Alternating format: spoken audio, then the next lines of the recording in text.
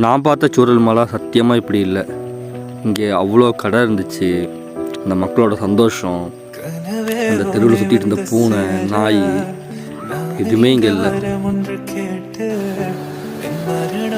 அந்த லேண்ட்ஸ்லைடுக்கு முன்னாடி அந்த ஆறு இப்படி தான் இருந்துச்சு, எவ்வளோ சின்னதாக தான் இருந்துச்சு. ஆனால் அதுக்கப்புறம் நம்ம காவிரி ஆறோட பெருசாக மாறிடுச்சு. நானும் காற்றோடு கடந்தாய் நீயும்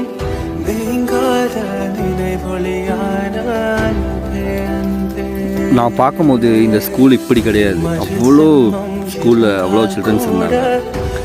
கிளாஸ் ரூமு இதெல்லாம் பார்க்குறதுக்கு ரொம்ப கஷ்டமாக இருக்குது. இது என் ஃப்ரெண்டோட ரிலேட்டிவோட ஹவுஸு. இந்த லேண்ட்ஸ்லைட் ஆகிறதுக்கு ஒரு 1/2 மணி நேரத்துக்கு முன்னாடி தான் இங்கேருந்து அவங்க போனாங்க.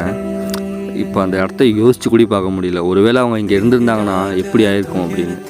இது நம்ம இந்தியன் ஆர்மி கட்டின அந்த பெய்லி பிரிட்ஜ், அதுலேருந்து எடுத்த வியூ இது.